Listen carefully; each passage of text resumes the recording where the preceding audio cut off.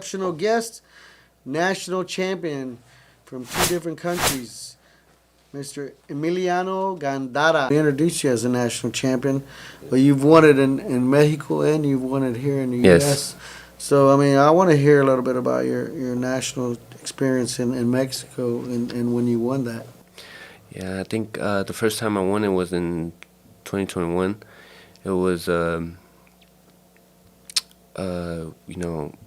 was something the coaches, Coach Hector, they thought about, since there's a lot of people watching boxing from the Mexico side, we wanted to build up our name in a way, and to where, you have an audience of people who like to watch boxing. It's just in Mexico, a lot of people watch boxing. So, coming from Mexican descent, we were able to get dual citizenship through our parents because they were born in Mexico. And so being a Mexican citizen, you're able to compete and being a Mexican. It was a hard thing. There was a lot of complications, but we were able to do it, and through people who helped us. The IME is the Institution for the Mexicans on the Exterior. That was our name as a team. Yeah, you had Mexico City, you had Durango or Sonora, and all these other states, and we were IME. The external Mexicans. Oh, wow. And everybody said, we were fighting. It's like, oh, you're gonna fight the gringo from the other side, but yeah, that was a quick experience. It wasn't nerve-wracking, but it was totally different. The way they do things from here to over there is just different, and they work differently. And we had our USA books, and we're using those. And they didn't understand English, well, some of them, and they had trouble, and putting your weight and your blood pressure and all that. But yeah, it was fun. People have a good energy. All the people, all the fighters, they have their team. There's different states. And when you're fighting, they're screaming their chant. They have their own chant, and it's just so much commotion. It's just a real good vibe. My first tournament was real good. I had a great performance, and I ended up beating 4 guys. We came back with 1 bronze from Figo Ramirez, and then 2 silvers, which was Carlos and Hector. Oh, okay. And I ended up getting gold, and I won that final, and it was just exciting. And after that, we wanted to go to Mexico again, and we did. We ended up going 2022 last year, and I ended up winning as well. And it was this happened in Mazatlan, or no, Culiacan. I don't even know. Mazatlan, I think it was. Yeah, that was a good experience as well. I stopped a couple guys, and I ended up winning the whole thing. I beat the number 1 over there, and which they took to I think it was Spain, to the internationals. I wish they would have taken me, but but yeah, they ended up taking him. I beat the number 1 guy, and I had people coming up, man, this guy is good, and And recently we just went back again, and unfortunately I lost the semifinal fight against a tough guy. He was real tough, but I thought I did enough to pull it off. Yeah, it was just a real close fight. Yeah, that's where I really knocked out people. Really? Yeah. And I ended up dropping a guy with the body shot and another guy with the 1-2. That's exciting. Yeah. I mean, to be able to experience. I mean, that's international experience that you're getting. Yes. Already, Yeah. I mean, of course, like winning the U.S. championships, you become part of a team also, right? Yeah. Did they ever send you on international fights? That tournament was for that one. little Carlos, he won that whole tournament, so he was able to represent Mexico and Colombia. Um, I didn't get that opportunity because I lost. I didn't win the tournament. I think I'm not sure if it's November or January. We're gonna go over there, and if we win, we're gonna be able to, hopefully represent Mexico for the Pan American Games, and also the Olympics for 2024. Wow, Yeah. that's exciting. Yeah, it is. That is exciting, man. Well, so then, okay, I guess compared to the U.S. Nationals, I mean, what was your experience with that? It's always been, you get to the finals or something like that, and I end up losing. It took since 11, I think it was Bantam. No, it was 12, and fighting. It was a whole different style. People are running around, using jab, moving around, and it was, they had taught us differently. You have a pro style of fighting, and when you fight a guy that's moving around, just trying to make points, and it was difficult. We didn't end up starting to win real good fights until we started hitting the 2 minutes, 3 minutes. You had more time to work with. You're moving around. They get tired, and you're able to pick your shots and have more time. It was night and day. It's always controversial. It's always controversial on winning fights. You know, some a lot of the USA people have they like for the amateurs. It's always moving and tapping, and when they don't see that, and and I'm dominating, and I'm a standstill fighter, and I go in there and bang, and it's always a close fight. But recently, I think it was in March, or yeah, it was or June. I forgot when I fought, but I ended up stopping a guy, and then I fought the number one over in it was in Lubbock, and he was from Washington, and I ended up fighting the number one, who he had previously beaten me in Detroit, last national, but I ended up beating him, and it was my first national I had won after trying for 8 years, and it had so much excitement. It was a great accomplishment for me and my team as well.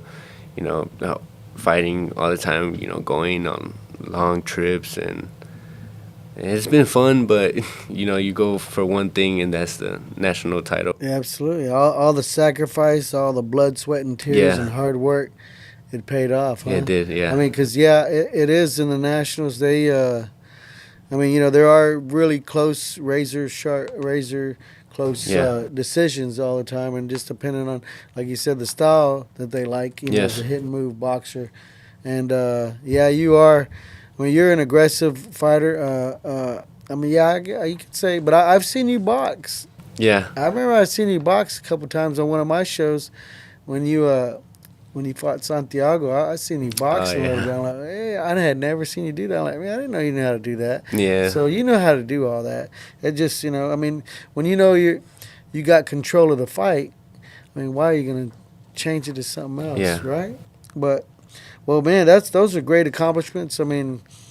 Congratulations, because it's hard. It's hard, like you said. You're fighting against styles. Even in everything, you got politics. So Yes. for you to overcome all that, and not get discouraged on the close ones that you did lose, because a lot of guys tend to do that, and and then just, Yeah. oh man, they already have their guys picked. Yeah. But for you to come back, and especially a guy that you had lost to, it was a good, Yes. sweet revenge, right? It was. Well, okay, so now, you graduated high school, and now you're in college. So what's your major? As I'm majoring in accounting. accounting. Yeah. I always liked the business, and in school, in high school, I took part of a business like course, and I liked all that Excel spreadsheets and the math and all that. I liked it, and it fit well with what I'm doing as a boxer. I feel like I would be able to manage my own money and you know be able to not having to worry on somebody doing something for me, and yeah, I mean, Just a less fee to pay. Huh? yeah, yeah, But I mean, yeah, that's awesome. I mean, I think, yeah, accounting. I mean, shoot, I mean that's a great major to have. So like, a life in the day of Emiliano, what does that look like? well, on Mondays I wake up early, shower, and I take my little sister to school. And right after that, I head to Arlington, and I head to school. Then I'm there from 9 till around 2. Straight over there, we head to the gym, and we're from the gym from 3 to 8:30, 9, and yeah, we have a long training sessions. And after that, we just go home, get there like around 9:30, 10 sometimes. And if I have homework, which most of the time I do it. Um, I try not to stay up too late. Sometimes I stay up to like 1 or 12, 12:30, and I try to put a dent in my homework or finish it. I go to sleep. And just do it all over again. Yeah, A typical day, 5 hours, man. That's a long time. yeah. Dang. Well, and like Tuesdays, like today, make breakfast, cook myself something to eat, and then I go straight to the gym in the mornings. And that's from like 11 like 2 to 2:30, and that's where I train with the guys. Cause right now I'm alone, but yeah, in the mornings I train with all the guys. With Virgil and Figo and Hector and Carlos. Oh, okay. Yeah, since they're out of school and Oh, they're training in the yeah. daytime. So you do sparring with Virgil? Yes, You do? yes, I do. Wow, that's some great experience, huh? Yeah, it is. He teaches a lot of things. It's just small details just make up for a lot, and when and you learn more when he does it to you. He does it. He's picking on the shot. He's hitting you with the right hand. It's like, man, yeah. How do I? Yeah, how do I learn from all these mistakes. You just learn from all these mistakes. You're committing that he's showing them to you, and he's just so accurate and fast and hits hard. Yeah. Yeah, he's like a truck. What is it, 18-0? Yeah, 18 though. Or no, 19. 19-0? Yeah. 19 knockouts. Yeah. That's hard. Yes. You're talking about your team. Tell us a little about them. I have Coach Hector, Hector Beltran, Sr. He's our head coach. We also have Vergil Ortiz Sr. He's also our coach. We have Carlos Martinez. He's our coach. We also have my dad, Kaiser. He's more like our nutritionist. He's the one who makes our meal preps and all that. So I have Karin. He's our strength and conditioning coach. And then we also have Virgil Ortiz Jr. He's one of my teammates. Figo Ramirez, Hector Beltran Jr., and Carlos Martinez Jr., and then myself. Those are all guys you grew up with too, right? Yeah, basically grew up with them. Yeah. Man, that sounds like a great team. I mean, it takes a village. Yes. To raise a child, but not only that, it takes one to build a champion as well. Yes. And I mean, yeah, it sounds like some great guys. And plus, I mean, I know with Virgil, having him be there right now and all, to get to where he's at. I mean, I'm sure. I mean, you hear a lot of good stories from with how he's gotten there, and he actually got to experience it also. Yes. Because back when I was I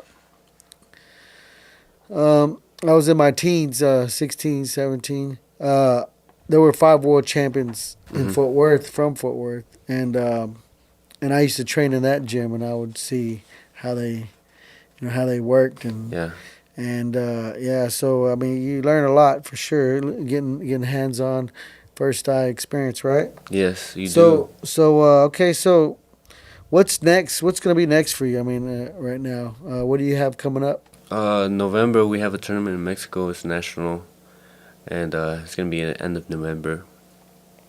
And basically, in January, another national to qualify for the Pan American Games and hopefully qualify for the Olympics.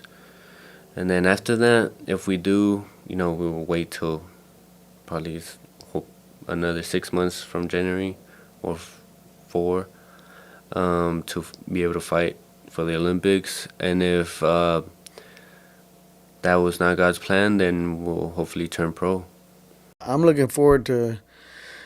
I'm excited for you to getting ready for your international fights and your national fights, but also I'm excited to see you fight pro. Also, man, Yeah. I think you have a great style for it too.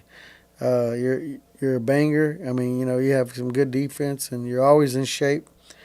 And you got some crack behind you, so some crack in your punches. Yeah. So you got some pop in them, and I like that. I think you're going to be an exciting fighter. I mean, Yeah. I can see why you made fans in Mexico too. I mean, Yeah. knocking out people because in the amateurs, there's not a lot of time, and Yeah. you have to you're on a fast pace, and for you to get knockouts in the amateurs, I mean, Yeah.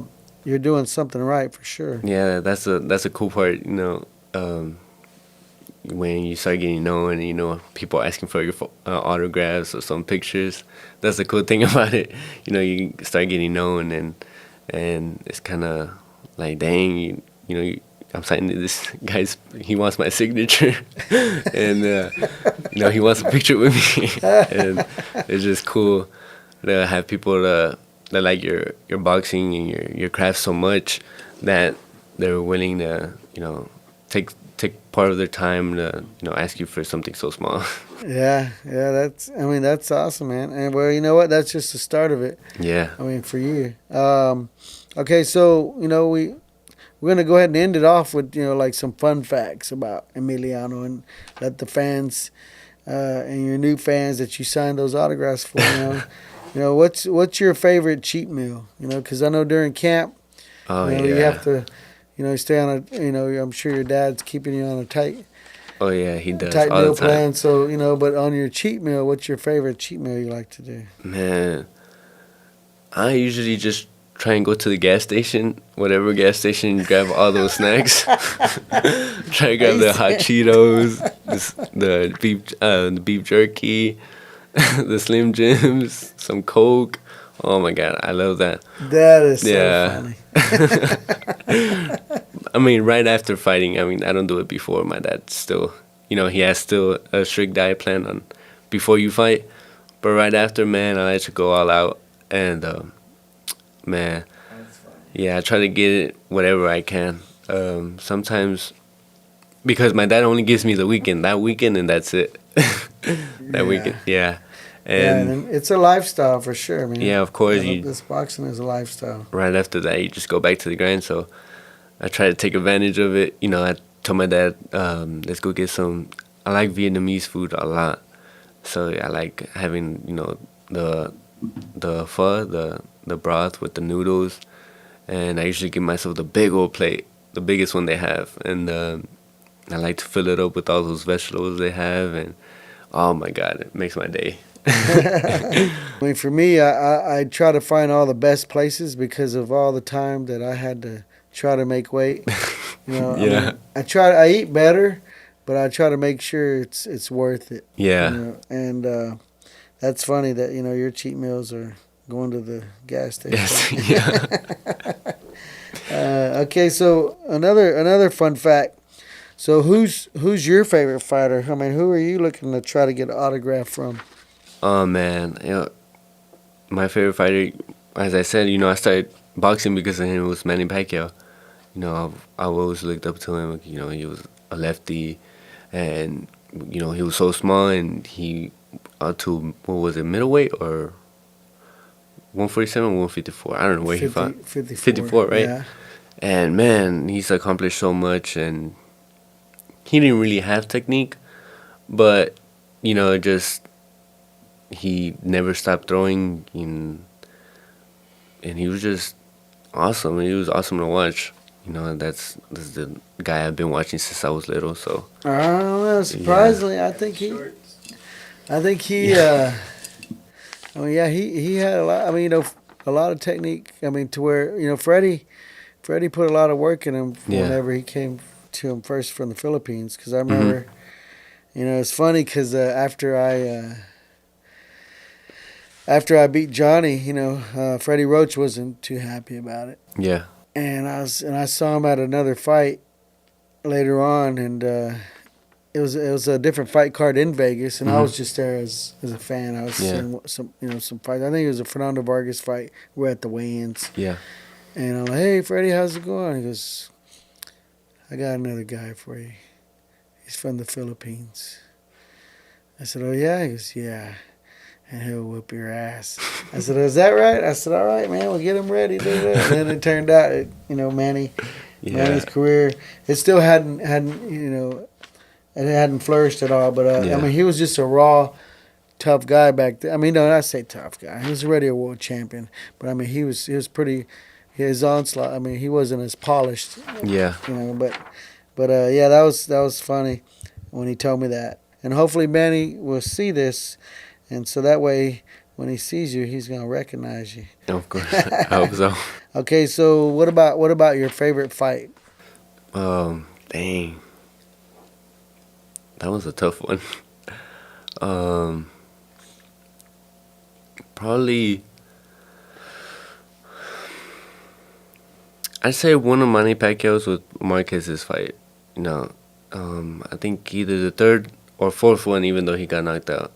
Because, Was that the fourth or fifth? How many fights did they have? 4, right? Yeah, it was 4. And the fourth one, Manny got knocked out. And, but yeah, I just had real good memories, watching it with the family and, being a little kid and looking up to them. It was just, they made a huge impact on my life, of course, watching those fights, and that's why they were some of my favorites. All right. Well, then, okay, so whenever you start your debut and then when you get to the big times in those big arenas, like what artists are you going to want to walk out with?